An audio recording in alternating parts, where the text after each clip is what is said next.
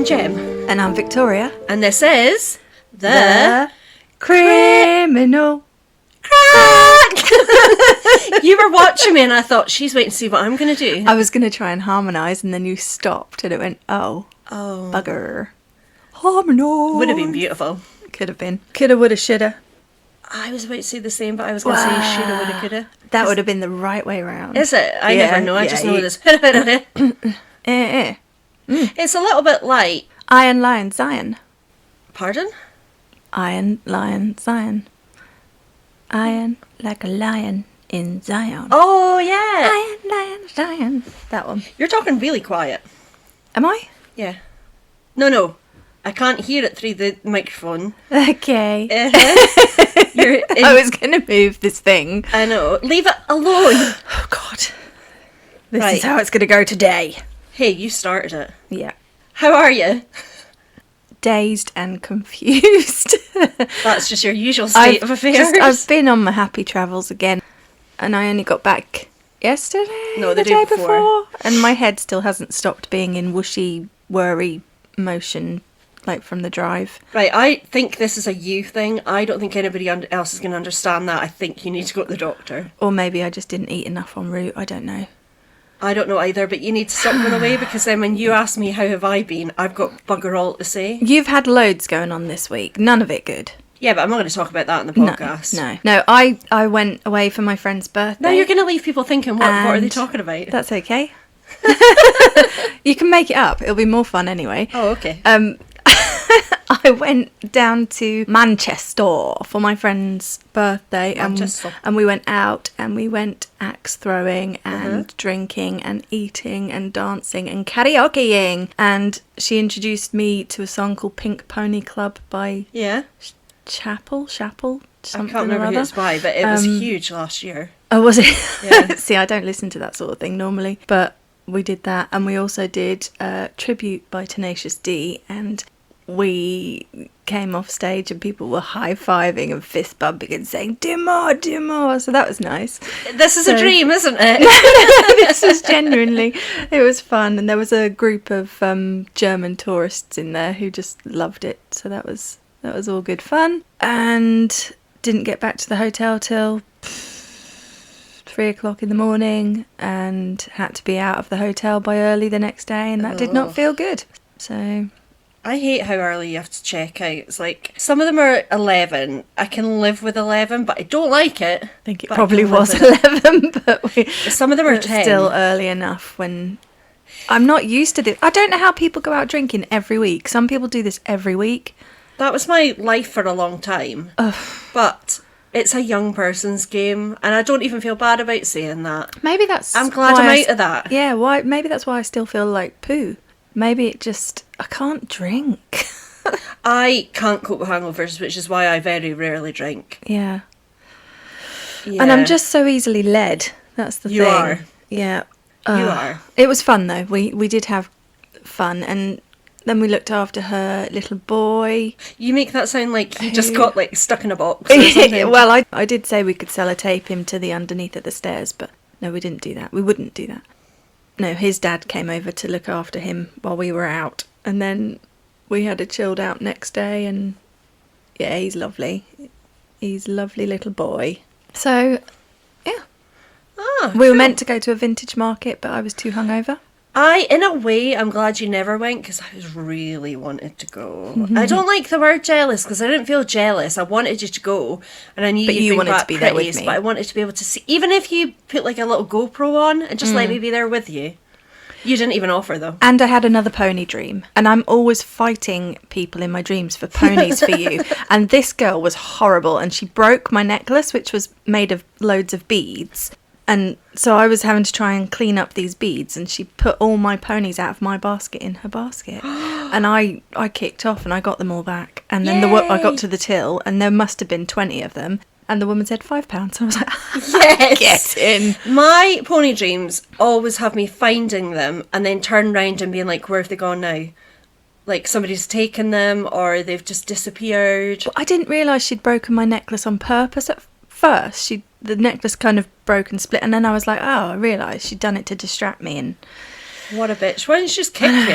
At least she'd come away with a necklace. And I said to her, because she was like some millennial, I was like, you're too young. Why do you even want these? So. What a dick. Yeah. Anyway, there's a fruit fly. So what have you been up to? Anything at all? Well, stop. Because you make too much noise on the thingamajigger when you're doing that. I needed to remove the fly. Just eat it. It's fruit.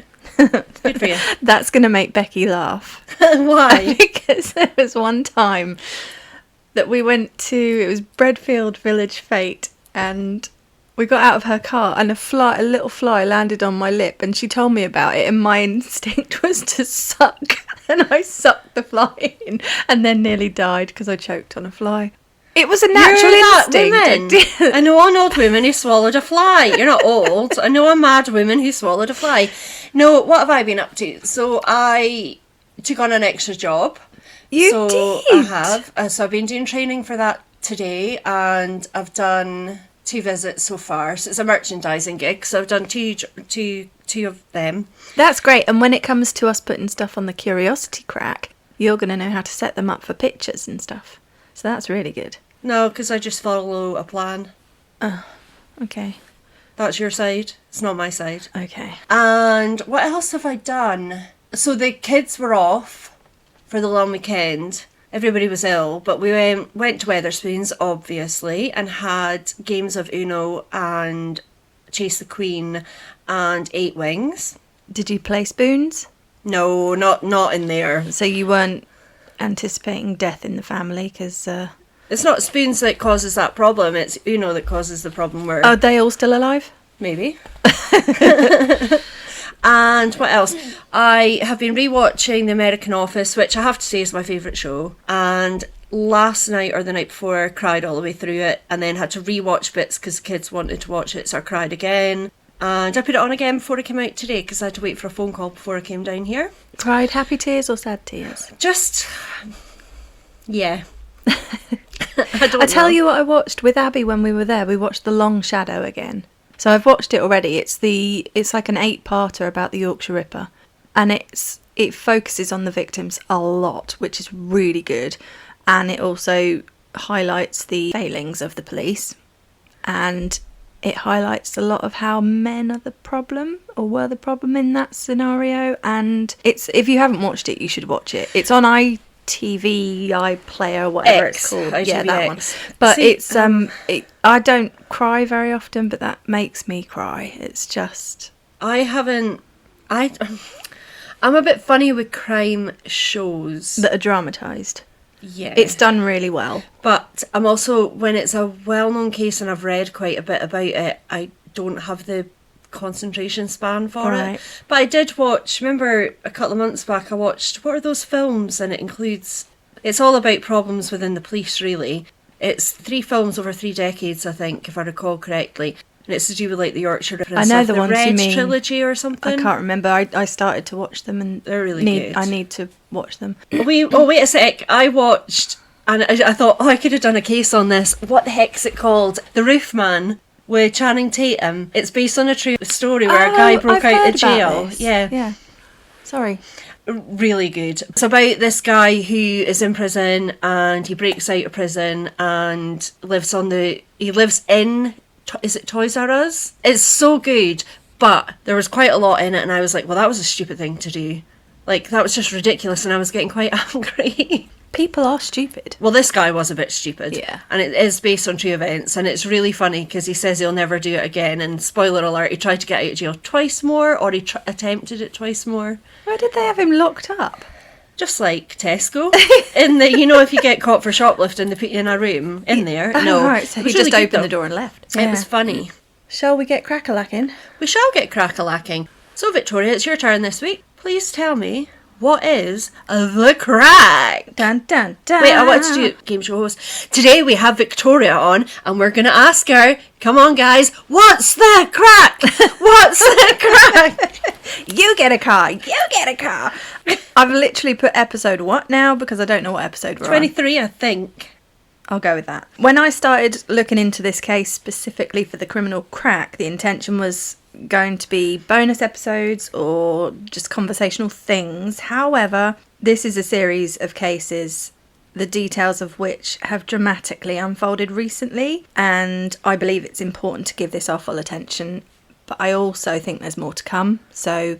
I've been really looking forward to hearing your not retelling, but you telling me about this, because over the years you've told me little bits way before the criminal crack, so I am eager to hear. So there are numerous murders, disappearances and unanswered questions which orbit one individual whose name most of us first heard in the early 2000s, and that individual is called Steve Wright, not the DJ. Right, I was about to say, for a long time I thought it was him and all...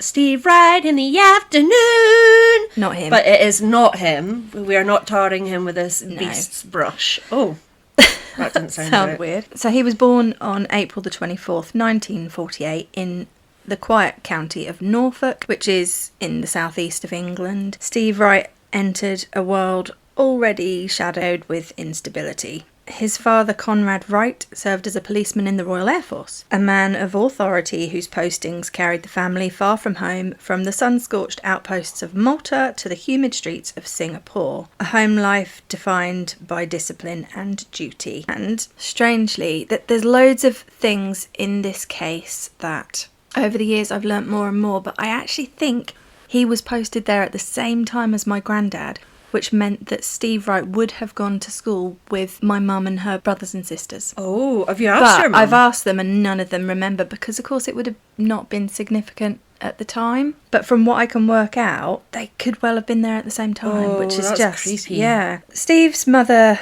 Patricia, was a veterinary nurse by trade. She lived in what she described as a turbulent and sometimes violent marriage. Oh. The cracks in the relationship deepened throughout the 60s, when Wright was just still a boy, and arguments turned bitter, the home turned hostile, and the family ruptured.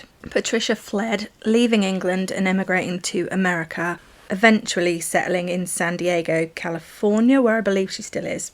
Oh, she didn't take her... Was there more than one kid, or...?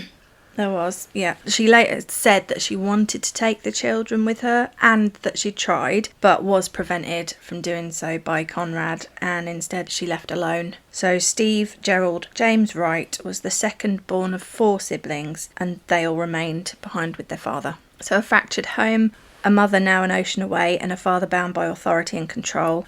It was a childhood marked by abandonment, anger, and unresolved wounds, the kind that don't simply fade with time, and which can have a significant impact on becoming the person you turn out to be. Yep. Around 1964, at just 16 years old, Wright walked away from school without qualifications. He had no direction and no safety net. From there, his life became wayward, a pattern of purposeless,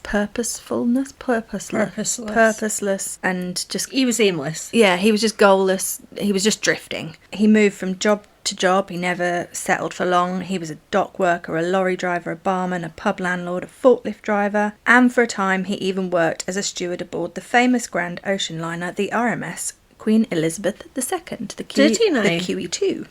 Oh. Now this may have some relevance to an unsolved crime, which I will expand on during this episode, and most of you will have heard about it. I think we discussed something, but I can't remember.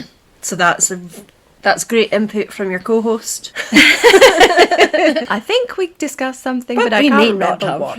So it was during shore leave from the QE2 that another pattern began to take shape with Steve Wright, and he started using prostitutes, a habit that would follow him for years. Also known now as sex workers. Sorry. It's okay, it's because you're talking about, because of when this happened, your source material probably does say that. Alright. Oh, sorry. It's just nowadays it's more I'm not PC, acceptable. We know this. No, it's fine though. Fault. It's because I listen to so much true crime probably, but it's more exciting. Now we don't use words like that. We tend to use sex worker, but don't vilify yourself. Okay. And if anybody does in the comments, I'll come for you. I got your back. Thank you. Just like his employment history, his living arrangements were temporary as well, and he was restless and constantly shifting. He moved through Norwich, which is Norfolk in East Anglia, Leiston, which is Suffolk, Felixstowe, Suffolk, Ipswich, Halstead near Colchester, which is Essex, London, Wales, and he just never rooted for long. He was always just passing through. He sounds like a Peter Tobin, doesn't he? He does, yeah. He was a flightless, uncharismatic man drifting from town to town, job to job, and identity to identity. He had no permanence or substance, and he was slowly, quietly developing habits that would one day take a dark turn. He just sounds like a little bitch the way you've described him. Yeah. He's such a nothing person. Yeah. And that makes it worse in a way. But despite his growing self-loathing and nothingness, in 1978, Wright met and married Angela O'Donovan. They had a son.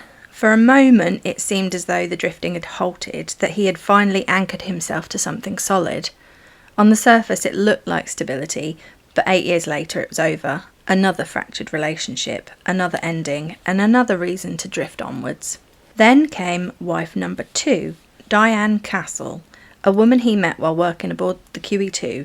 Although rumours suggest he was not popular amongst his co-workers, apparently he was lazy and odd, and some referred to him as kipper, as in someone who sleeps a lot. Oh, I thought it meant the fish, but it meant, having a kip. I don't know if do they use that in the States and where we've got listeners? So kip is sleep, nap. Like a nap, snooze, you're having a kip. Yeah. It's not a word I would use, but I know of it. Yeah. Unless he smelt of fish as well. It's potentially... I bet he did. Yeah. I bet he was just a big smelly fish face. Or is. Burn. Despite this, it seems... That made me think it can't burn, it's fish, but you can burn fish. I have every faith that you could burn fish. Hey! Whoa. So, despite this, it does seem like he found romance at sea and an opportunity for another fresh start. So even though he was unpopular, I guess some unpopular people find... Maybe she was unpopular, maybe they just came together because they didn't have pals. Maybe. By May 1988, the couple were running the Ferry Boat Inn together, which was a pub planted in the heart of Norwich's red light district. Night after night, they lived and worked in a bustling, popular, unpretentious waterhole, but it was surrounded by the undercurrent of sex work and street life, and it was a place where Steve Wright seemed to fit in.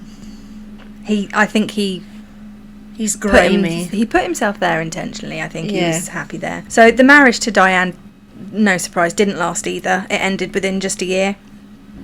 Wright left Norwich and moved to London, once again packing up, moving on, starting over, and I think he's potentially linked to at least one disappearance here as well, and I'm going to include that one in a bonus episode because we would be here for a week if I covered them all right now. What I think we'll do, and the listeners can hear this, is on Spotify we can make playlists. So, as you add episodes that cover this, Steve Wright in general, anything that you talk about that you think's linked, we'll put it on the same playlist. Good idea. Point people there. Yeah. So, by the mid-1990s, the cracks were showing. Steve had begun frequenting massage parlours. The gambling that he was doing had spiralled out of control, debt mounted, the pressure built, and eventually he was declared bankrupt with massive debts. And then Wright attempted suicide. He sealed himself inside his car, trying to gas himself, like carbon monoxide poisoning. He survived. After this, his work life became even more transient. He managed pubs, but only temporarily. It was like he was stepping in while other landlords were on leave, kind of like a substitute teacher, but he was the landlord of pubs. So he was just a stand-in, a placeholder. He was never permanent and never important enough to warrant the offer of a proper position. So there was brief mention in one interview with Wright's brother about a night when Wright was found in an alleyway by a passerby, like a good Samaritan, and Wright had been attacked, injured, but the details are really unclear, really sketchy. There were no witnesses, no real explanation, and no one seemed to care, but apparently Wright changed after that night. For the better? And this is the end of the case? Sadly not. So at least twice by this point he's come close to death, and twice he'd walked away.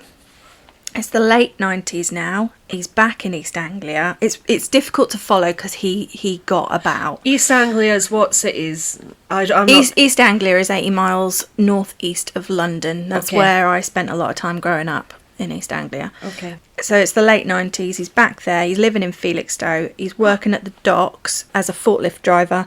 and his aimless pattern continued. So instability, secrecy, mounting depression. The question is, what was bubbling beneath the surface all those years, and how early did the consequences of his self-loathing and mundane existence rear its ugly head? That's what I was going to ask, because when he got found in the alley, or when he tried to take his life, do we think, oh, you know, he was going really through a hard time, that's awful? Or do we think he's killed people at that point, so do we care if he gets saved? I think he's killed by that point. Okay. And there's more that'll back that up in a bit. So around about the year 2000, Wright did what he had done so many times before. He fled. This time it was further than ever. He went to Thailand, so a new country. Oh, wow, okay. Another clean slate, or so he thought.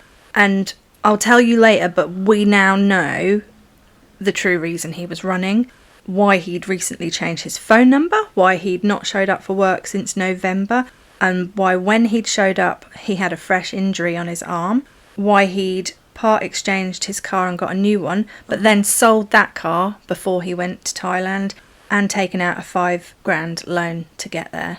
Okay. So this was when he worked at the docks, and he was in Felixstowe. This was November 1999 that he'd not showed up for work, so by December he was Thailand bound. Okay. So yet again, this new fresh start was short-lived though. So apparently Wright became involved with a woman there who, according to reports, scammed him out of everything he had, which obviously wasn't a lot left. His money was all gone, so he headed back to the UK. When he returned, he realised he'd lost his job because he'd been off long-term sick, but buggered off to Thailand and not kept in touch with the employers. Yeah. And once again, he tried to end his own life, this time an overdose of pills, so another brush with death, but another survival. Is that coming from his words, or do we know that he tried to take his own life all these times? We know. Okay. Yeah. After this attempt on his own life, he moved in with his father and stepmother, so back under the family roof, middle-aged and starting over yet again.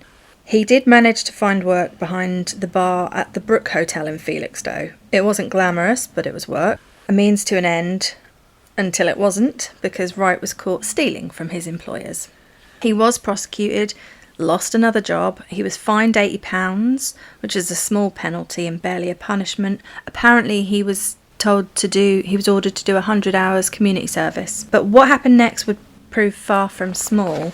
The arresting officers took a sample of his DNA. Oh, here we go. It was logged, stored, filed away. At the time it was routine, a formality, just part of the process, but years later it would become the key that unlocked everything. So they would routinely take it then, but they didn't test it then? Yeah, because he was arrested, then they took it and put it on file. So I think after a certain point, any arrests you had to give your DNA. I believe that's right in the UK. Yeah, but now they'll get put into a system with everybody else's DNA, and they can get people quick now. Yeah. Is it CODIS here, or is that just America? I've only ever heard it called the DNA database here. But there's different ones now as well. And I'll tell you about that in this case too. So most of those who knew Steve Wright didn't describe a monster. They described a man who faded into the background. When asked, and this is obviously after things have come out, but when asked, they said things like he was unremarkable, odd, strange, a little weird, unapproachable, shy. One person said he was the kind of man that would only speak if spoken to. So he wasn't charismatic, he wasn't commanding, he didn't stand out in a crowd. He was no Ted Bundy in terms of charisma. No, he blended in, unnoticed and unimportant, and sometimes it turns out that can be the most dangerous kind of person at all. Well, they always say, don't they? It's the quiet ones you've got to look out for. Yeah. In 2006, Wright moved into a small end-terrace house in London Road in the heart of Ipswich's red light district. So this is still East Anglia, Ipswich is in Suffolk. And by the end of the year, this unremarkable man would be known internationally, and news media would call him the Suffolk Strangler. And we don't really particularly like nicknames here, but that is what they called him. I think it does help when you're telling a case sometimes, because people can understand, people remember seeing things in the newspapers or online or whatever. And especially internationally, I think the Suffolk Strangler came up a lot. So now you know who we're talking about. Does he have more than one name though? Or was it just the Suffolk Strangler? I think it was just the Suffolk Strangler. Okay. So this leads me to the 2006 killings. At 5 a.m. on Tuesday the 19th of December 2006, Steve Wright was awoken by rapturous hammering on his front door. The small, rundown house was surrounded by police who were there to arrest him on suspicion of murdering 5 women. And I'm going to talk about them now. Gemma Adams was 25 years old. She was last seen alive in the early hours of November the 15th, 2006. More than 2 weeks later, on December the 2nd, her body was discovered in a ditch by a water bailiff in Hintlesham on the outskirts of Ipswich. A water bailiff? What's a water bailiff? I don't know. Oh, sorry. I didn't look that up. I think a water bailiff, I would assume it's somebody that... I don't know. I would be making it up. I'm not going to guess. I changed my mind. Sorry, that's of course I asked you the question you don't know. Just I've never heard that as a job title before. Somebody who collects water. That's what I was thinking, but you can't say you've got too much water. Give us it. The cause of death was asphyxia. There was no sexual assault.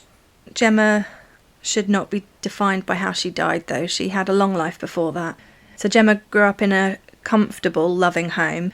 An affluent family who owned horses, encouraged creativity, and who provided her with structure, opportunity, and promise.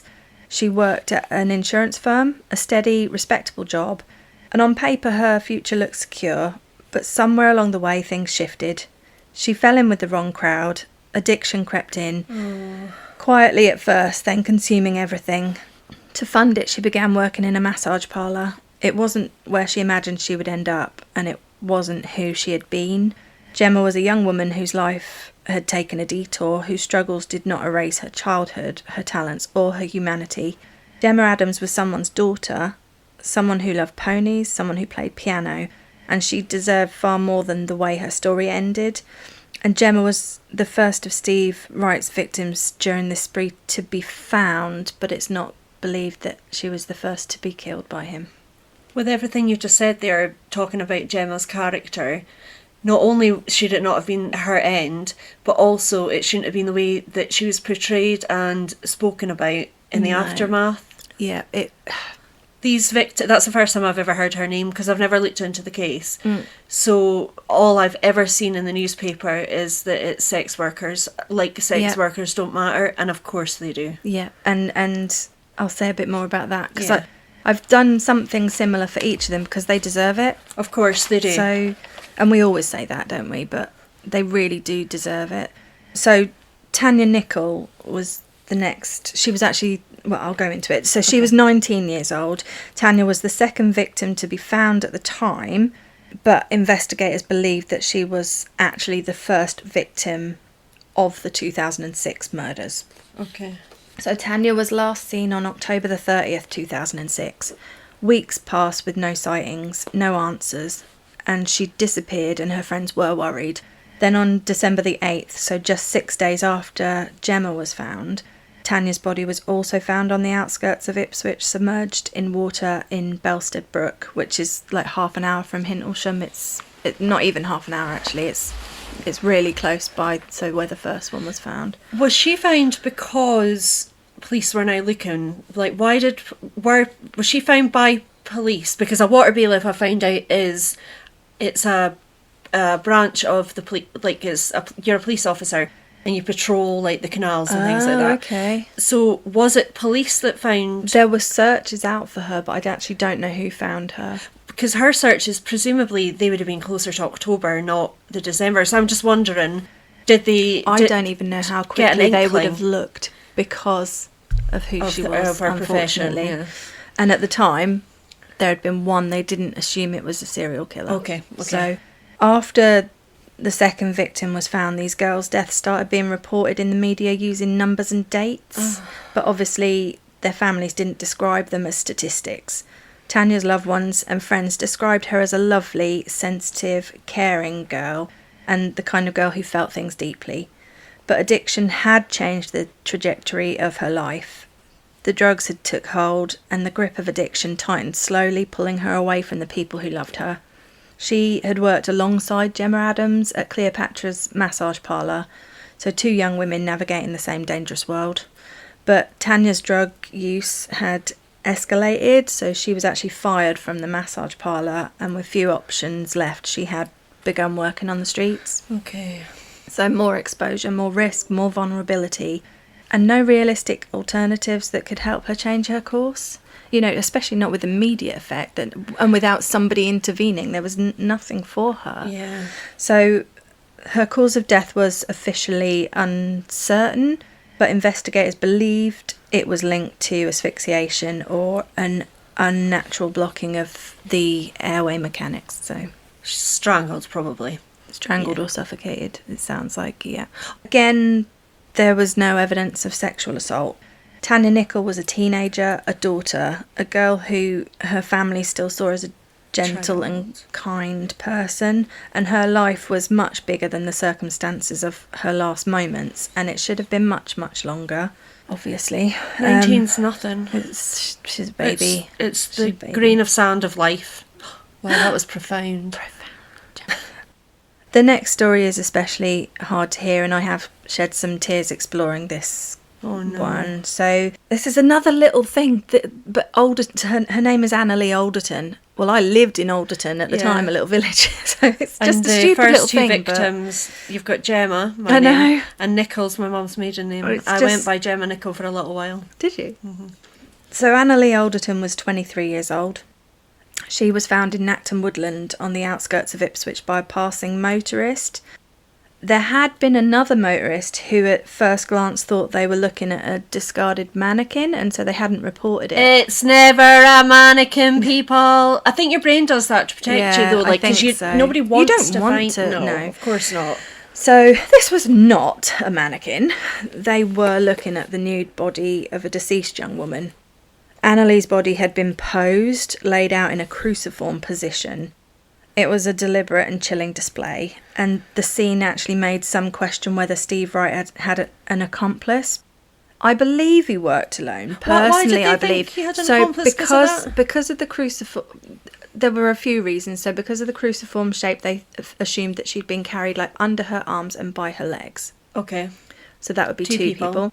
She had not been dragged, and she was enough of a distance into the woods that you'd thought one person. But these women were all slight.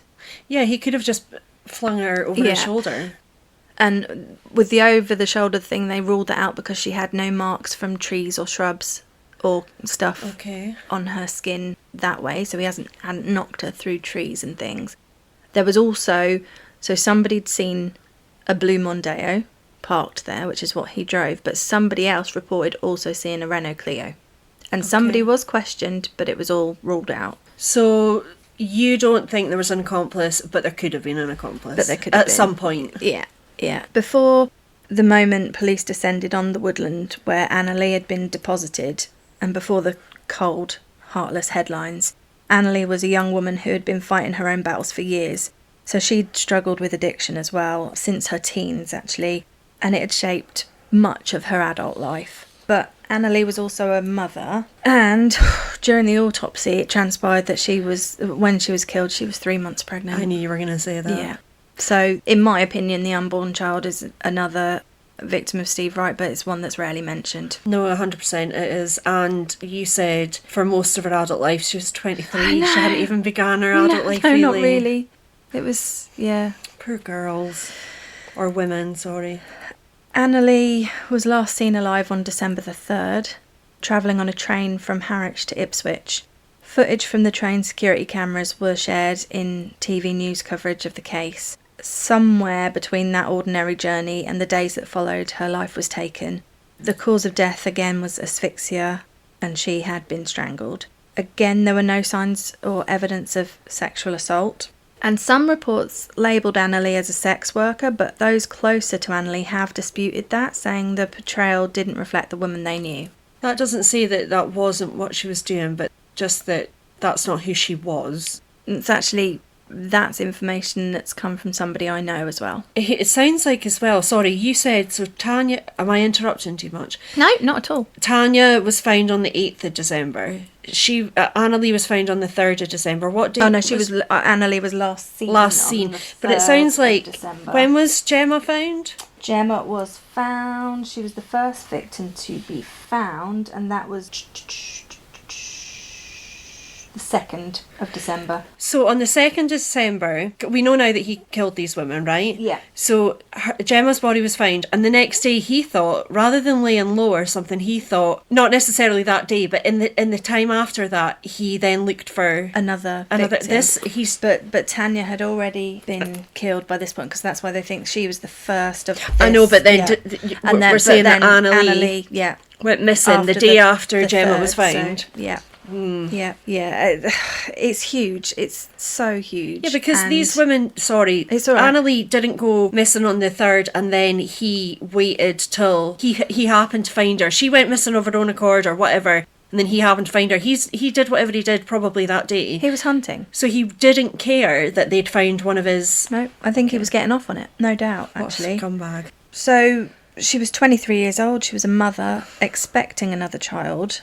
A woman still trying to navigate her way through addiction and towards something better. And when she was murdered, she still had hope that things could and would improve. And her life was complicated, but it was hers, and it was stolen. Yeah. The next victim this one's really chilling as well, and I remember it all unfolding. This was Paula Clennell, who was 24 years old. Paula wasn't invisible, and in fact, days before her death, she was seen by thousands. Oh. On December the 5th, she gave an interview to ITV News. And I'll link the interview afterwards. About the girls being found? They were her friends. They were her, yeah. Oh. So by that date, Gemma's body had been found. Tanya was missing. I think, had Tanya been found by that point as well? Yeah, because she was found before Anna Lee. Fear was spreading through Ipswich, especially through the red light district. And I'll never forget how it felt like watching it unfold. The coverage was massive, and I'm not sure how it felt for those who were unfamiliar with the area, but for me, having lived near Ipswich and worked in the town for years, it felt like a punch in the heart. I was living in Northumberland at the time, but I remember my dad calling me and telling me to stay indoors. I remember speaking to my friends who were still working in Ipswich who were afraid to venture out alone. Yeah. But some had no alternative. And in the televised clip, the reporter asked Paula the question everyone was thinking: was she scared to keep going out to work? And her answer was heartbreakingly simple. She needed the money. Yeah. It wasn't bravado and it wasn't denial. For Paula and so many others, it was reality. It was survival, addiction, circumstance. Whatever combination of forces had shaped her life, they had led her to a place where sadly fear had to come second to necessity. She was dependent on the drugs. Yeah. So she was last seen sometime between the interview on December the 5th and the 10th, which is a window of uncertainty that only deepened the dread in the community. Girls were being taken from the streets. CCTV images of them getting into cars was shared, but it all seemed fruitless, and with every few days we seemed to be hearing about another young woman turning up dead. Then, on the 12th of December, so about a week after the interview aired, Paula Clennell's body was discovered near Old Felixstowe Road by Levington on the outskirts of Ipswich. Now, where she was discovered was between Ipswich and Felixstowe, which is where Steve Wright knew very well. His father still lived in Felixstowe. He'd lived previously in Felixstowe. He'd also worked on the docks and as a lorry driver. And there's what do they call it? It's the place where all the lorry drivers park up when it's windy. Like a truck stop sort of thing. It's not, they call it something, I can't remember what, but it's just like a long road where it's just not going to inconvenience too many people when they park up there when it's windy and stuff. So he knew the area really, really well. The cause of death for Paula was compression to the throat, and again there was no evidence of sexual assault. I'll never forget the image of the nervous, vulnerable woman. She was wearing like a black fur-lined coat, like a shiny bomber jacket kind of coat. I remember on them. The interview, and I remember her talking awkwardly to the reporter. But Paula was more than the short news clip, obviously, more than the label of a sex worker. She was a daughter and a woman navigating hardship, and a person just trying to get through another night.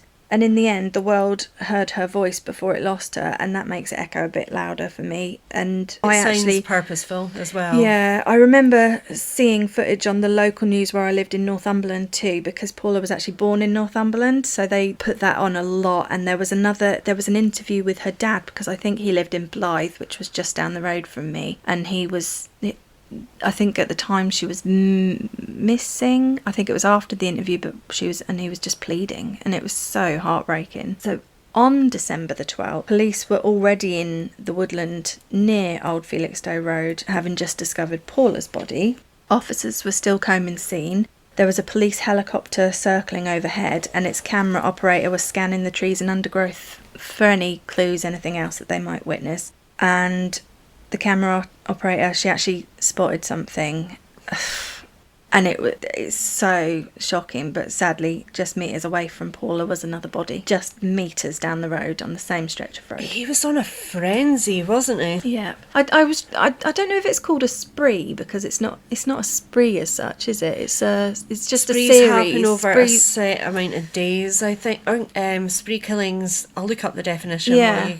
So this second body was that of Annette Nichols. She was 29 years old. She had been discarded, like I say, just metres away from Paula along the same stretch of road. Her naked body was also laid out in a cruciform pose like that of Annalee, so it was deliberate and controlled and just chilling, just absolutely horrifying. Before that moment in the woodland, Annette had a full and complex life.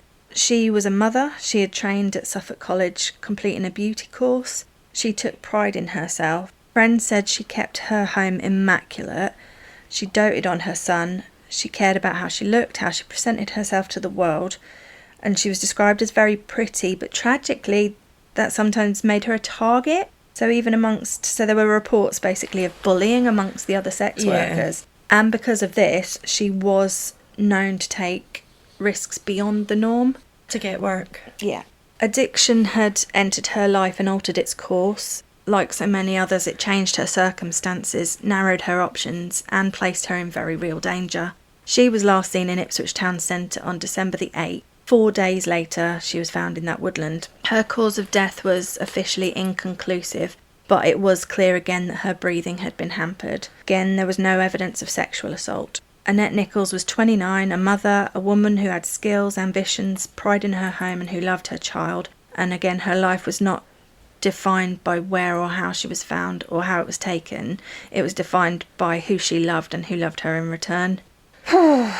So it was 5 women and 1 unborn child stolen in less than 6 weeks. That's awful. Not to take away from that just a second, I wanted to clarify the difference between serial killer and spree killer. Yeah.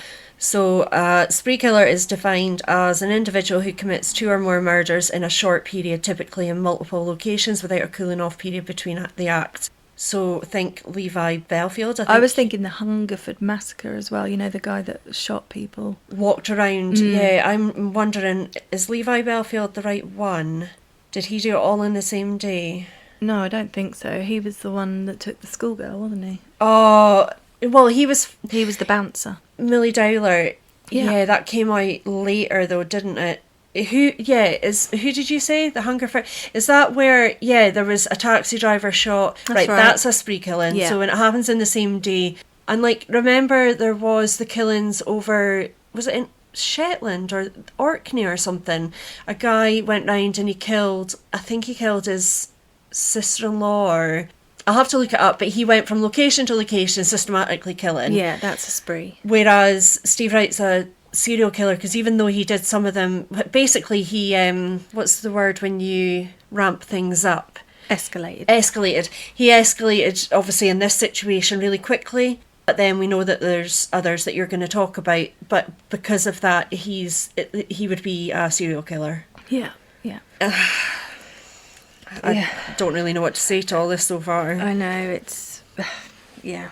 Were any of the other women from that Cleopatra's massage parlour? I think it was just the 2 that were linked to that, I think. But they all knew each other, knew of each other, and all worked the red light district at the same time, you know. So do we think he picked specific women, or it was just the ones who happened? I think it was a bit of both. He knew them. He was using sex workers in Ipswich, and they probably knew of him as well. Yeah. But I think it was opportunistic as to who was available, which sounds horrible. But then you've got to wonder, after Paula did the news interview, did she become a prize? Exactly. To him. Exactly. And especially when he heard her say from the horse's mouth, I need to go, I need the money. Yeah. Doesn't bear thinking. I'll be interested when you get to talking about his psyche and what medical reports have brought back. I have not done that yet. Okay, it's fine, I can wait. In just over a month, lives were extinguished, families were torn apart, bodies were discarded in quiet rural pockets of Suffolk, and a community was submersed into fear. A series of killings which have become some of the most notorious in the UK recent history. But I don't think we're even close to knowing the full horrors Steve Wright has unleashed upon the world. Even as news broke about the body of Gemma Adams, so the first of the 2000, or the first found of the 2006 murders, even of that being recovered in Hindlesham, I think some locals, including myself, started to hear faint alarm bells. Something about this crime felt disturbingly familiar. This feeling of familiarity only deepened as each new victim was discovered. So the deposition sites, the demographic of the girls, the positioning of the bodies, the method, it didn't feel random, it felt practiced. And did people start mentioning his name in 2006? I'll get there. Okay, sorry. I will get there, it's alright. So before I elaborate about related and possible crimes related to Steve Wright, I'll tell you that at trial, evidence was heard by a jury of 9 men and 3 women. They heard how he admitted that he had intercourse with 4 out of the 5 women, but he denied killing them. Forensics linked him, his home, his clothing and his car to the girls and vice versa. Even though Wright was somewhat forensically aware, depositing the girls in water, he had not done enough to erase evidence, including microscopic fibres, hairs and other biological matter. Yeah, he just tried to take account for sperm. So there was fibre transfer, direct fibre transfer, DNA and blood evidence which linked him to the girls and the girls to him, his home and his car. And remember I mentioned an arrest in 2001 when he stole from his employers and his DNA sample was taken and filed. Well, bingo, that's how they had the DNA. His dark-coloured Mondeo had been seen in the red light district and captured on CCTV. It had also been seen parked, like I said, near the deposition site of Annerley Alderton along Nacton Road. Mm-hmm. There is a link that I'll share which outlines the DNA and transfer evidence more clearly, and I've printed it for Gemma to have a look now. There's a little diagram, so you see how much evidence there was. Wowzers. A ton. There's a little key at the top which so tells we've you what got the coloured fibre dots. link, direct fibre transfer, victim's DNA and victim's blood, Wright's belongings. So down the left, do you want me to describe it? Yeah. So down the left-hand side, we've got Wright's belongings. We've got gloves, a fluorescent jacket like the one that workies wear, the Mondeo, his sofa, a coat of his, Tesco tracksuit bottoms. I love how they say that they're Tesco's. Tesco is a supermarket here that sells clothes, a bit like Walmart. Yeah. We've got tracksuit bottoms and Burton trousers. Burton was, I don't think Burton's still going. I think it was Burton menswear, wasn't it? Yeah, and then along the top we have the victims. We've got Gemma Adams, Annerley Alderton, Paula Clennell, Annette Nichols and Tanya Nichol. And then it shows where they've got, so for example on, how many of them? So Gemma Adams and Tanya Nichol, all bar them, there was fibre link and victim's DNA on his gloves. He wasn't very clever, was he? No. The victim's blood, Paula Clennell's blood and Annette Nichols' blood was on his jacket. Paula Clennell, he really wasn't careful with Paula, was he? Because Paula Clennell's blood was also in the Mondeo. Yeah, it's crazy. Am I allowed to keep this? Yes. Yeah, you can keep that, and I'll share the link as well, so our listeners can something on Canva as well to make it easier for people to see as well. Yeah, but no problem. Yeah, I thought that was really interesting the way they've done that. Yeah. So on February the 21st, 2008, Steve Wright was found guilty on all counts and sentenced to a whole life term for the murders of the 5 women in Ipswich in 2006. He was taken from Ipswich Crown Court to Belmarsh Prison, where he was put on suicide watch. Of the sentencing, some of the families were displeased. Isabella Clennell, which was Paula's mum, said, "I wish we still had the death penalty, and this is what he truly deserves," which was something sort of reiterated by Tanya Nichols' family, who said the person responsible will be kept warm, nourished and protected, and in no way has justice been done. I understand that, but with what has unfolded now, with what's happening now, that wouldn't have happened. I know, and I get their feelings. They have every right to feel that way. Sometimes I do feel that corporal punishment is valid, but like you say, we couldn't get the information that we've got now. They just need to make prison harsher. Prison needs to be what it was meant to be. Yeah, you get your 3 square meals, but they're not what you would want to eat. You're not getting nice meals. They should be locked in a cell for 23 hours and then let out. People like exercise. this. Yeah. For a bit of exercise, a bit of sunlight. That's us giving them humanity. They haven't given humanity to anybody else. But they get educated. They get allowances. When I worked at a prison, it was a young offenders, so slightly different. Well, it was both, but one of them was young offenders, which was slightly different. But if they'd all have a console. If they wanted an upgrade, they'd literally break the console on purpose, trash it, and it would get replaced because that was their right. It's like if my son trashed his console, I'd go deal with it. Yeah. How human rights only seem to apply to the perpetrators in this country. They don't apply to the victims, and that's living or dead victims. Yeah. The victims are always treated worse in this country. I don't care what anybody else says. And the victims here, remember, they're the family. They're the ones who are left behind as well. They're not everybody. It's not just the primary victim. If you take somebody else's life and it's definitive like this, there's no way out of it, then you should not be afforded any human rights yourself. All these appeals and things. No, you've done it. Yeah. And they'll get legal aid. He'll have had legal aid and all sorts. But yeah, it's not right. So can't help but think if I trained to be a solicitor and I was on a case like this on legal aid, I'd just do the worst job possible, but without being obvious about it. Oh, oops, my bad. I wouldn't defend anybody like this. We've got another famous name here. Brian Adams praised the efforts of the police who made the arrest and secured... Wait, Brian Adams... Gemma Adams' dad. Oh, for a minute there I was like, why did he... Because he's Canadian, why did he get involved? I got excited, I could hear, everything I do it for you in my head. You bamboozled me. I'm sorry, I bamboozled Gemma. I love that word. So he praised the efforts of the police who made the arrest and secured the charge within 3 weeks of the discovery of his daughter of Gemma. So he said, I can't speak highly enough about the police in this case. So the curious amongst us and the people who had known Wright were asking, was December 2006 truly the beginning of Wright's horror story? Or was this just the time he was caught? Because whispers had begun long before the headlines caught up.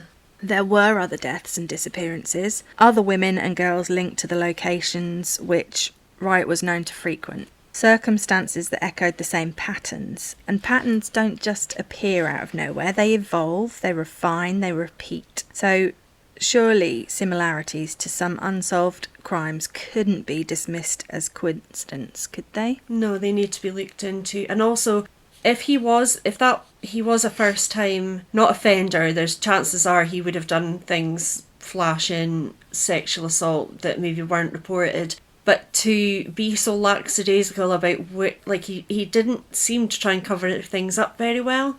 I wonder, did he kill people in Thailand as well? I wondered that as well. Yeah. Was he practicing? And they would have had shore leave from the QE2 in other locations. Mm-hmm. I mean, I don't know where the QE2 would have stopped, but at a port, I would imagine.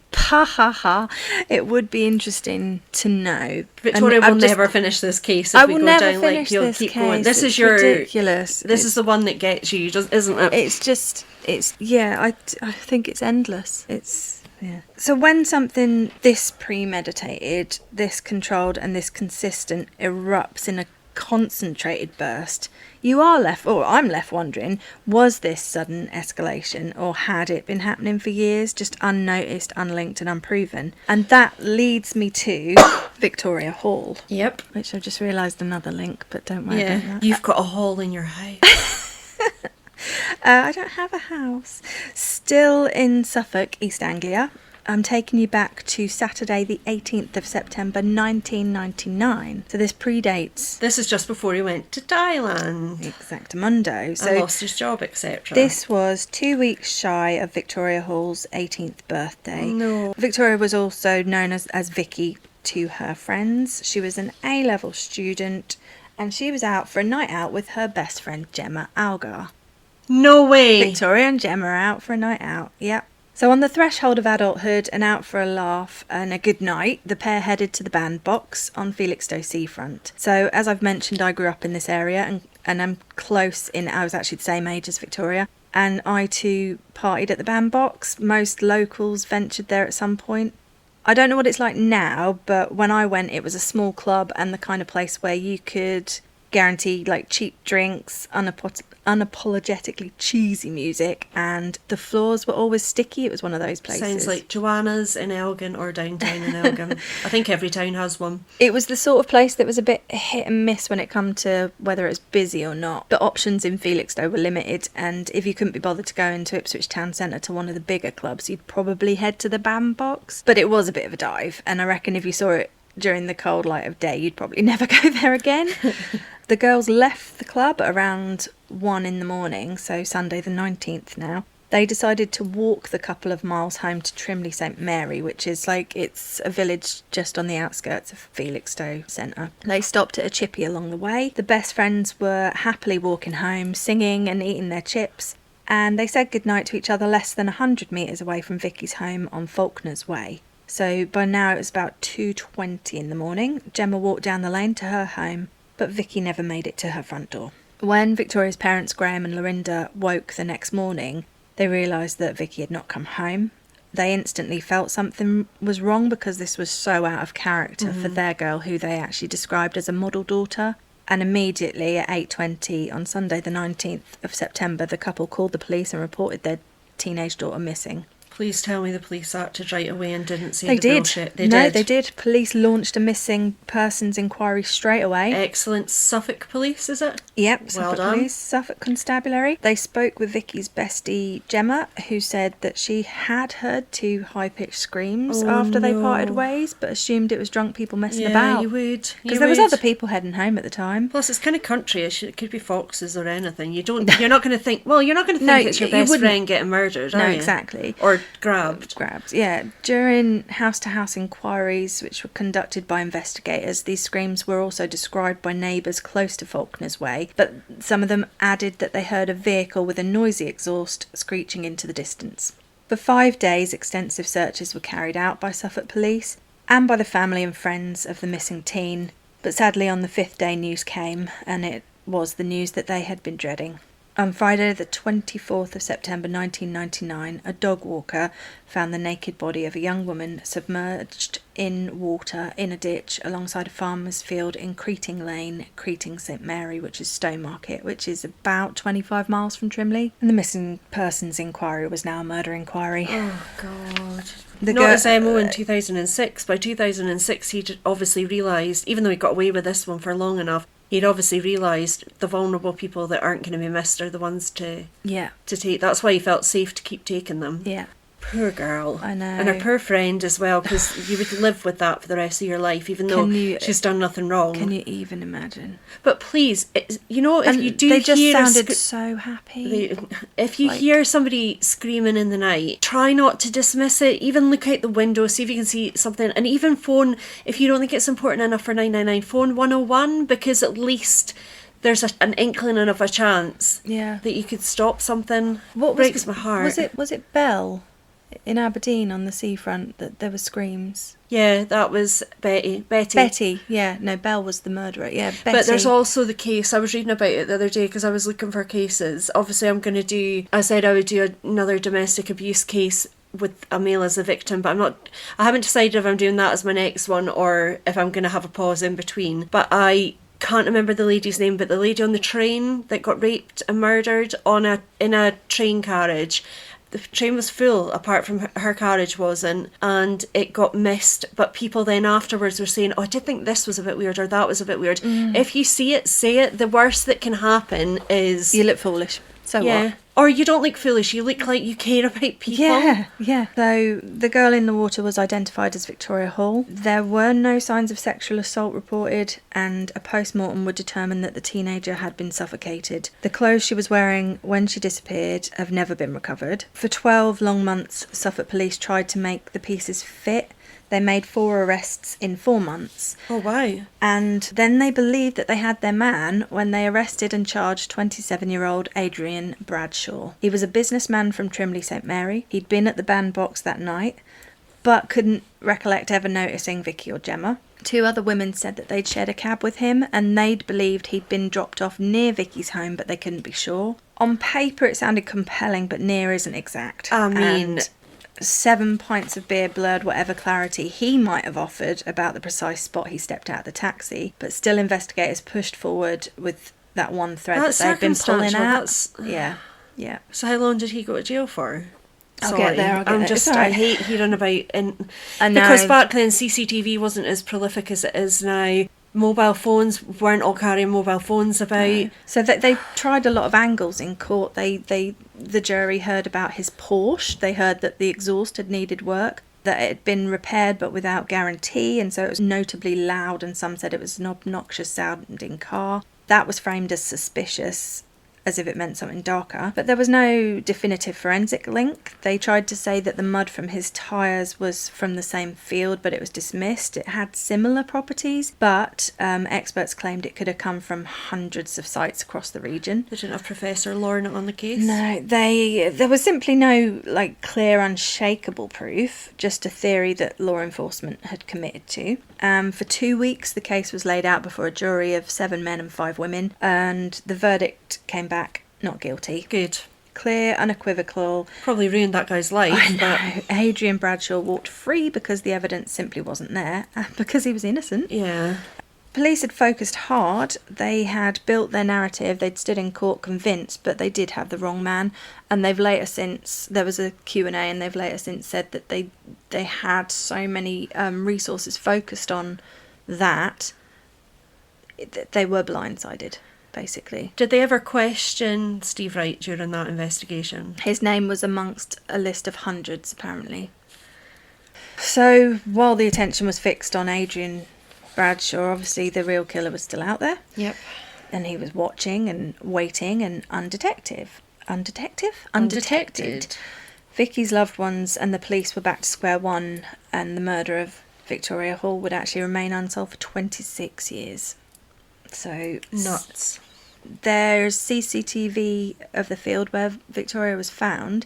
It was a man in a little courier-style white van, and he parked up and then reversed and then parked up again, and he got out and had a wander, and he was acting a bit odd. He is the build, the height, the everything of Steve Wright. I don't know why that wasn't looked at more closely. I remember seeing that early on, and I think he had access to, it wasn't his, but I think he had access to a little white van. From what I remember, I didn't look that bit up. So back to the similarities between Steve Wright's known victims in 2006 and Victoria Hall, and the reason he's been my number one suspect since 2006, and I have sleuthed over this, as you know, for years. So Steve Wright knew Trimley well and was living locally at the time. He had access to and sometimes drove the small white courier-style van, the same that was spotted on the CCTV, and that was the 7th of October 99. So that was just after. That was not long after she was found. She went missing on the 18th, 19th. Found 5 days later. She was, our night out was on the 18th, wasn't it? She was found on the 24th of September. Yeah. So it was not long at all. It was a couple of weeks after. Uh-huh. The MO, obviously, the vulnerability of the victim, the timing of her so it was at night, timing of the disappearance, the deposition site, the manner in which she was found mirrored the girls in 2006. So all of this was, for me, just as a normal person in the community, going, surely they must be looking at this. Yeah. Now, a few years back, and you know this, I've told you this, I went back to school to Moray UHI to do Murray. I can't even say it's the University of Highlands and Islands Elgin base. Murray, Murray mince. Okay. I went back to do a criminology Moray eel. Murray eel. I went back to do a criminology course called Serial Killers Inside the Criminal Mind. Now, I had the opportunity to meet one of the forensic investigators who had been part of the team responsible for securing Steve Wright's conviction. This was the team that had linked the microscopic blue fibres from Wright's work trousers, which were found in his home and car and on more than one of the girls. So I can't remember this guy's name. I should look it up, really. I saw an opportunity to ask him about possible links to further crimes, and specifically raised the unsolved murder of Vicky Hall. Now, this man poo-pooed my question straight away. He instantly dismissed the idea, stating abruptly in front of the class, "Lots of prostitutes get killed," and that is what he said. And it was a little humiliating, but I saw red and I shot him down. He should be humiliated by using that term. I'm not a confrontational person, as you know, but I said she was a young girl on the way home from a night out, and even if she had have been a prostitute, which she wasn't, she was someone's daughter and she was a friend and she was a human. And like, if the people working these cases can't find the humanity, then what is the hope? That's why so many historical cases have never been solved. He didn't solved. Respond to me. But I hope he's listening. Yeah. So Dr. Bimblepop, that was his name. Yeah. Stupid wank. You've always said that you thought Vicky was linked. So back to Victoria Hall. In September 2019, Suffolk Police launched Operation Avon, which was a full reinvestigation with new detectives who had not previously been involved. And on July the 28th, 2001, police announced that they had arrested a man on suspicion of the murder of Victoria Hall. And they said actually that they arrested him from prison, and I knew, and I was like, yes, finally. A day later, they announced that that man was Steve Wright. Sorry, this was 2006 again? No, this was 2021. So the reinvestigation started in 2019. 2021, they arrested him from his prison cell, where he was already serving for the 2006 murders. Wait, I'm confused. I know you're going to tell me this, but it's only just been made official. Yes, I'll get there. Okay, sorry. So the reinvestigation has taken 7 years. Okay. Wright has been interviewed twice while the recent investigation developed. Because, so this is why it's taken so long, he made significant efforts to cover his tracks.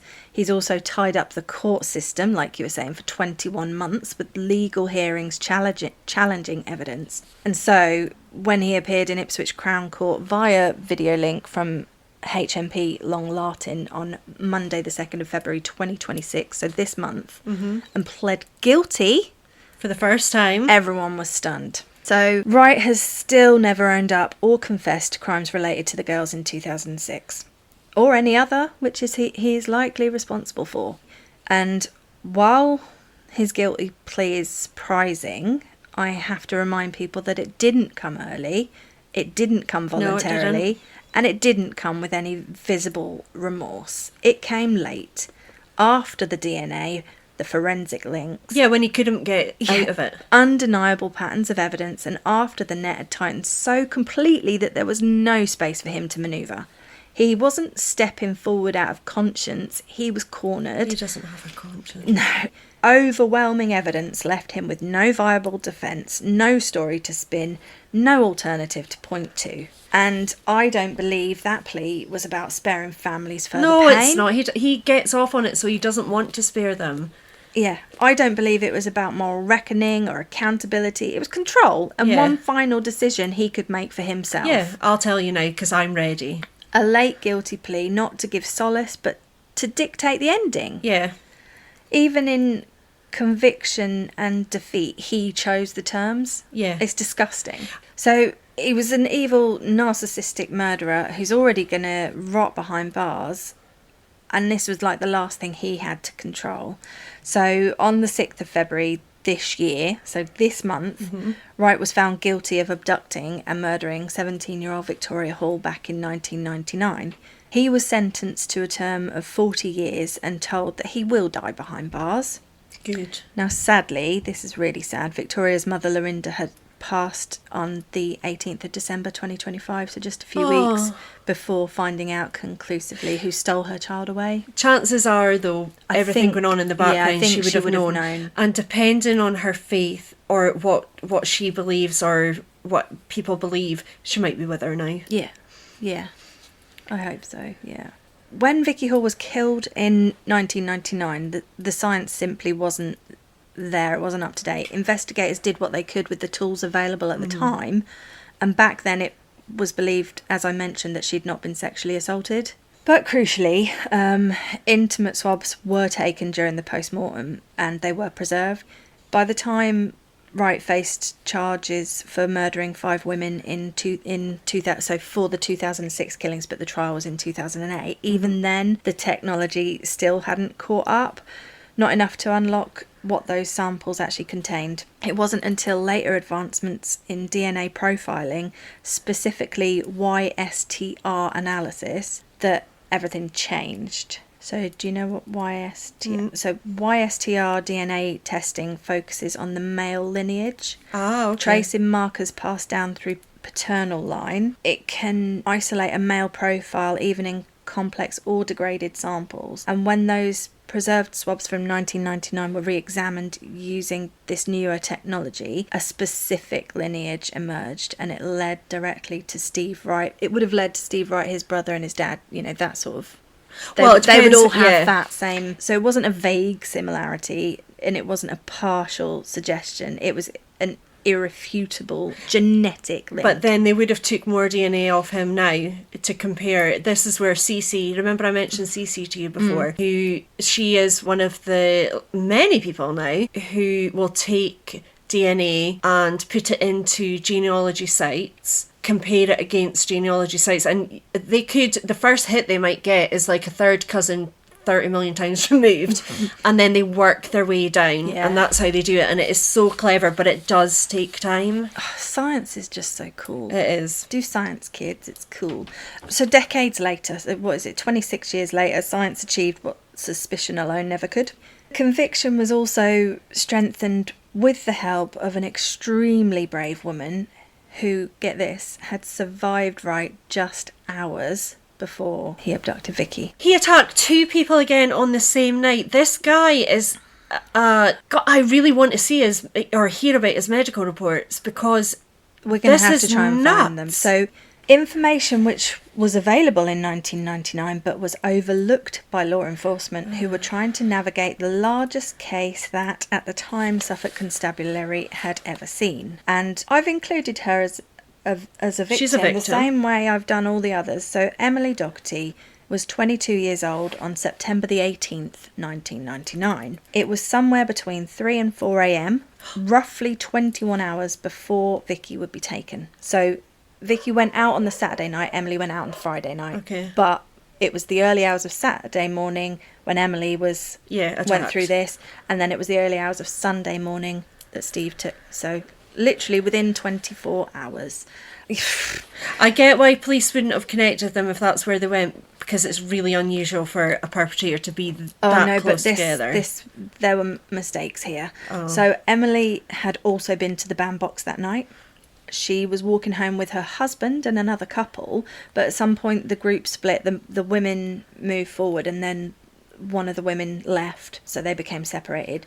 That's when Emily noticed the car, and it drove past her once, then again, back and forth, slow, the driver's eyes on her, watching. Her stomach tightened, instinct kicked in, and she said later, he saw me and I saw him. The car pulled over, the driver got out. She thought at first maybe he was stopping for a wee, but the engine was running, the door was left open, and she felt like he had intentions. Her hackles were up, and she legged it. She dived into a nearby garden, crouching behind bushes, her heart hammering in her chest. She just waited. The car kept circling. She could hear the engine growling back and forth, and then it went quiet. She dropped to all fours, peering cautiously around the garden wall to see if the coast was clear, and suddenly he was there. He was right in front of her. No warning, no sound of approach, just a strange man stood over her, and she said he just said, "All right," in a sleazy, casual, like as if it were nothing. She bolted again. She ran to front doors, hammering her fists against them, but no one was answering. There was no lights flickering on and no help. So she armed herself. She grabbed the biggest stick she could find, which was the only weapon she could find, and she said she hid for about 10 minutes. She was just shaking and listening. And then she tried again to sort of look, but he was still there, and he was still sitting in his car, and she said he was laughing at her, just watching her desperately try door after door. That's sick. This went on for almost 40 minutes. 40 minutes of being hunted. Eventually a couple let her inside, and police were called. This really angers me. When the officers arrived, instead of urgency or alarm, she was met with scepticism. How much has she had to drink? That's what they wanted to know. The implication hung heavy in the air, and for the record, not that it should matter, Emily had had 1 beer and after that was on soda water for the rest of the night. This young woman was clearly terrified by the ordeal, and she was so shaken that she had to ask police for a lift home. They didn't offer. I know. When she got in the patrol car, though, one officer reportedly said, like, nonchalantly, "I suppose you should tell us what happened then." She gave them a partial registration number. She offered a full statement. They declined, said it wouldn't be necessary.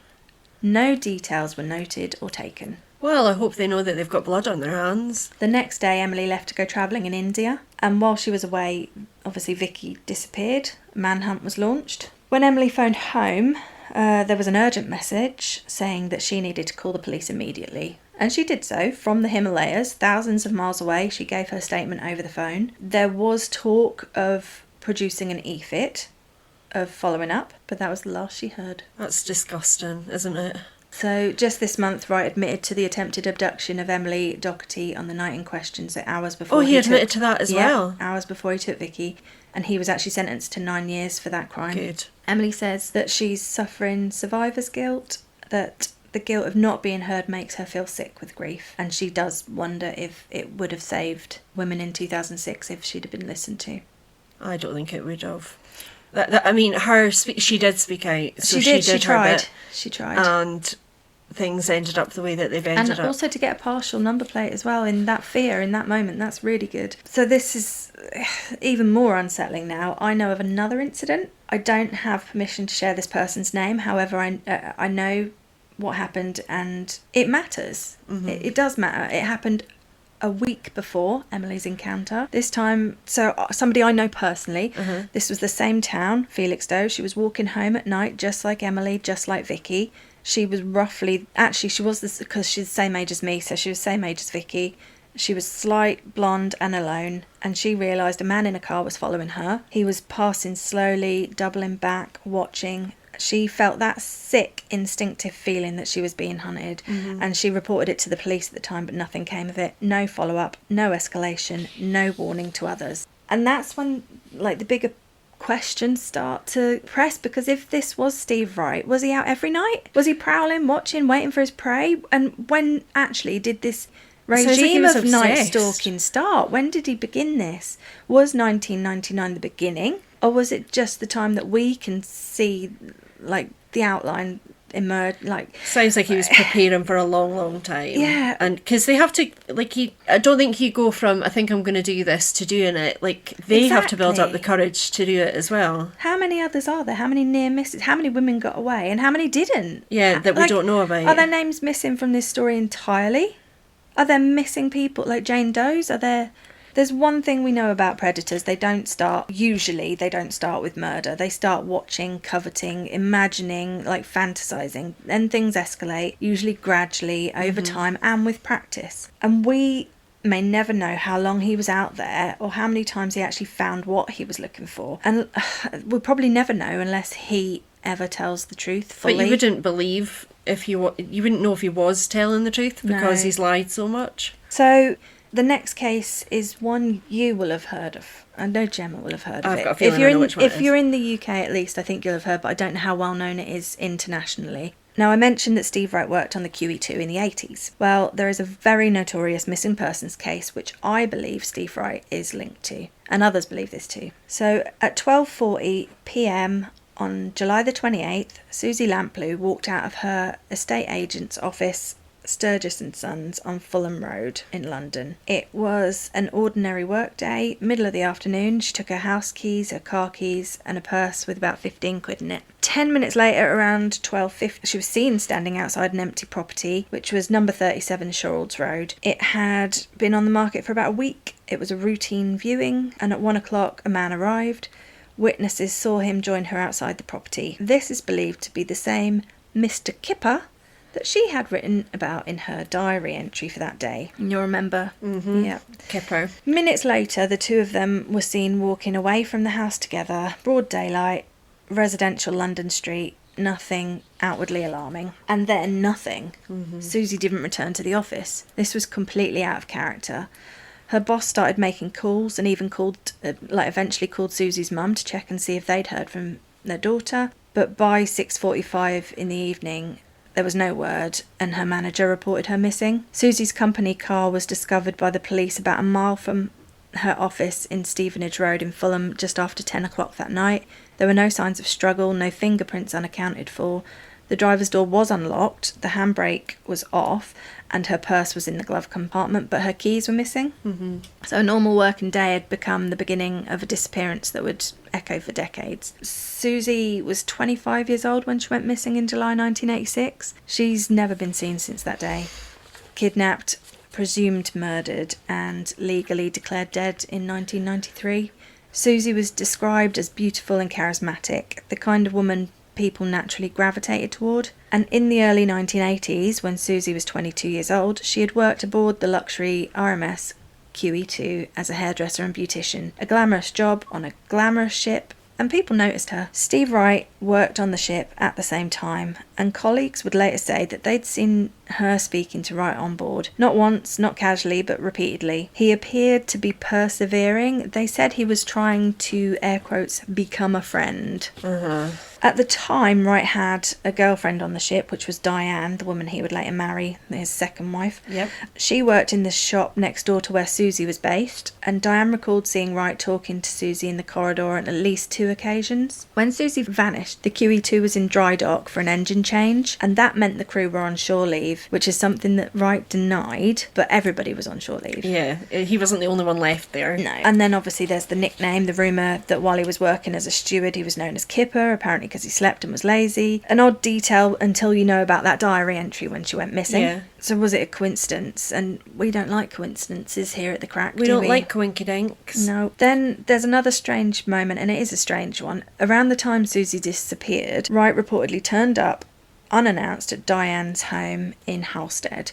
He arrived laden with Christian Dior makeup, expensive high-end cosmetics, but he offered no explanation, and it is an odd tidbit of info, but odd enough that it stuck in Diane's recollection of that day in late July 1986. She said Wright only stayed briefly for a cup of tea and then left. There was no context, no clarity, just fragments, all circumstantial from what we can access in the public domain, but it does need further and thorough investigation in my opinion. So there was the nickname, the diary entry, shore leave, the unexpected visit with cosmetics, a fascination with the missing woman, and a penchant for abducting and murdering women, as we now know. So I must stress that we don't know a lot yet, and the Met have said this case is weak at present, and they need to encourage people to come forward with any information. But I believe the only way we might ever find out what happened to Susie is if Wright talks, and I think that's unlikely. The other person that they had for that was John Cannon, wasn't it? Yeah, I was just looking him up because I knew there was something. Because there was DNA of her in the car. Yeah, he was the prime suspect, but ruled out, I believe. And he also did a lot of talking. He said that he knew where she was buried and all this sort of stuff. But we know people do that. And he led them to places where she wasn't. I believe as well, the place in Fulham, the house was near water. I think it was near the Thames. And we know that Steve Wright likes to deposit near water. So obviously they knew each other. He had opportunity, and whatever drove him to kill had been festering inside him for a long time, and we don't know how long. That's the thing. Police are reportedly investigating these links again now, and I do believe there's more to come, and we will update you as and when. Like I said, we're going to do bonus episodes, and Gemma's going to make a doodle-doo Spotify playlist. Yes, a playlist, sorry. Yeah, so that you can find everything on our channel. There are more, and I've got more to tell you already, but this episode is already a heavy one and a long one, and honestly, I think we've only just scratched the surface. I'm going to be working on the bonus episodes that explore the other potential victims linked to Steve Wright, because the more you dig, the harder it becomes to believe that the known cases tell the full story, and I don't know if there'll be bonus episodes. Will they not be your regular episodes? Well, yeah, I can do it that way. Well, just because I'm thinking otherwise you're... So there will be episodes, and we will make sure that they're all signposted to you. So when you look at his timelines and the geography and the known near misses, so that's not even the near misses we don't yet know about. Because a lot of people won't report stuff. No, the pattern seemed to stretch back years, and it does, in my opinion, paint a far bigger picture. Some already call him one of the worst serial killers the UK has known, but what unsettles me the most is how ordinary he seemed. They all seem ordinary though. Well, ordinary, but he wasn't seen as ordinary. I don't know, because Peter Tobin was a creep. Yeah, but so was he. He wasn't liked, he was unpopular, people thought he was odd, people thought he was creepy. But the thing is, the reason that people won't have come forward about near misses is because they assume that they'll not be believed, just like Emily Docherty wasn't believed. Yeah, but he was unassuming and he was unremarkable. Unremarkable. And he was the quiet man at the edge of the room that no one noticed. And he faded into the background for decades. And let's not call him one of the worst serial killers in the UK, because he'll get off on that too. That's true. Let's just say he was a no-mark who happened to kill people and leave him to rot. Yeah. Sorry, I interrupted you there. It's all right. It's just, we often we reach for the word monster, don't we, quite often. Monster, and beast, there's not a strong enough word. But it creates a distance between us and them. That's why we do it. But it makes it feel like horror or inhuman. But cases like this actually force you to confront something more disturbing, and that's that he wasn't a monster. He was a man. You see, this is something that I have, not to be a big head here, but I came to terms with a long time ago, and I know what a lot of people who listen to true crime, they get fixated on that and then they're cynical about everybody. We need to be able to hold our own humanity as well, and not just expect people to be like this, but be vigilant that people are like this, and stop doing things for people or going places with people or just assuming things will be okay. Yeah, you say it all the time. You have to keep yourself safe. You really do. You have to be aware. Because he was a man that went to work, who had relationships, who blended in, who walked past people in supermarkets, stood in queues and drank in pubs. Yeah. But he was also a man that chose to do evil.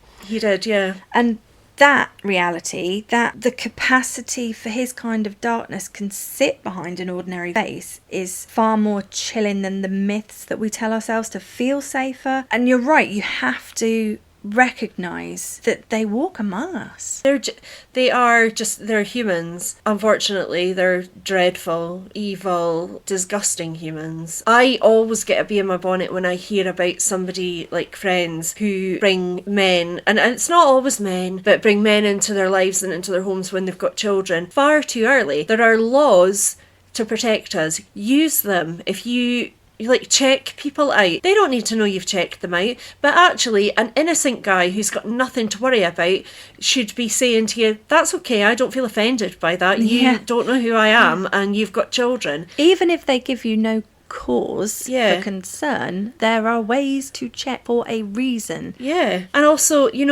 quite often serial killers are not the norm. I mean, they are not the norm. The people you mainly have to worry about are people that are close to you. However, you always have to have in the back of your mind to keep yourself safe. So if you're on a night out and you're walking home in a group, don't let somebody walk off on their own. Everybody stay together, because it can happen. So, you could fall if you walked off on your own. The least worst thing that could happen is you could fall over and hurt yourself quite badly and be left there. But anything can happen. Stop living in this bubble. This is what I get so worked up about. Don't live in this bubble. But saying that, Gemma and Victoria did what was right on that night. Yeah, they did. They did. I was actually thinking about Emily, but yeah, because the other woman went for whatever reason. That was a bit vague. If there was 4 of them leaving the pub, the 2 guys, where'd they go? Yeah, surely they should have been. If she should have been able to wait there, she was there waiting for 40 minutes. Where were they? Why did they not come along that route at the same time? And I'm not victim blaming, but don't do that. I think because she'd scarpered, because she'd ran, I think that's potentially what happened. And then obviously they couldn't find her. And he felt comfortable to sit there in that car laughing at her. Again and again, and driving around, and horrible. It is. I mean, you love horror movies. Yeah. And you watch them, and real life's so much worse. I know. It is. But on the other hand, there's so much good in the world. There's so many really good people. It's difficult. Just keep yourself as safe as you can. I'll tell you something after this that'll make you angry at me. What did you do? I'm not saying. Oh, God, folks. I enjoyed hearing not enjoyed hearing about it, you know what I mean? That was good. And I know Victoria could carry on talking about this for days.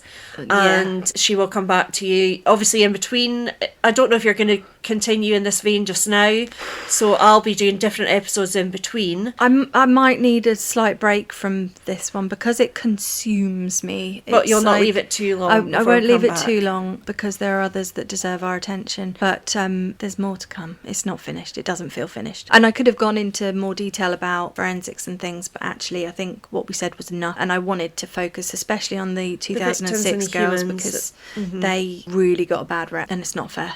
So, yes, I've got some posts to put up from my last episode, which will obviously have been out by the time you guys hear this. And please continue to follow us, like, share. I need a drink. My mouth is dry. I need a coffee and I need the toilet. Yeah, I need a wee. What a way to finish this.